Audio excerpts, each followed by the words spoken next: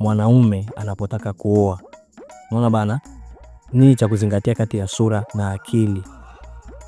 Kwa upande wangu sura, akili zinatafutwa tu. Kwangu mimi naangalia mwanamke ni akili. Rahisi vyote. Sura kwanza.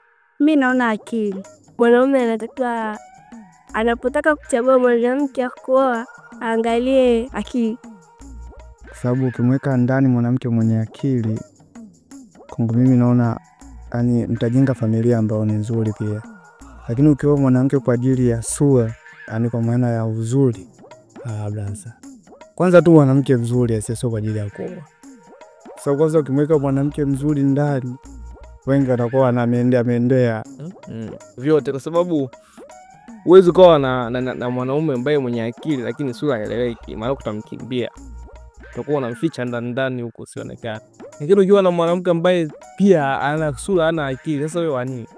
Asa kwa mfano sasa wewe hapo umechagua kimoja. Hapa kuna mwenye akili, hapa kuna mwenye sura, ungechagua yupi?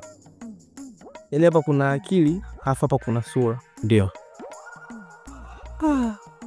Tunaangalia mbele kwanza. Unajua uwezo kuangalia ndani bila kuangalia mbele, tunaangalia mbele kwanza. Kwa sura kwanza alafu akili mimi nitamtrain. Alafu baada ya hapo atashawishika je akili yake kupitia ile sura ambayo ameichagua atamuoa au vipi. Kwa hiyo kigezo cha kwanza cha kumtambua au kuhitaji mtu wa kuoa ni sura, lakini kigezo cha mwisho ambacho kitathibitisha wewe uoe ni akili. Kwa sababu yani mtu akiwa na akili anaweza kuendesha familia yake vizuri, anaweza kuendesha maisha yani kiujumla. Sasa sura mtu anaweza kuwa na sura nzuri lakini hana mpango wote wa maisha.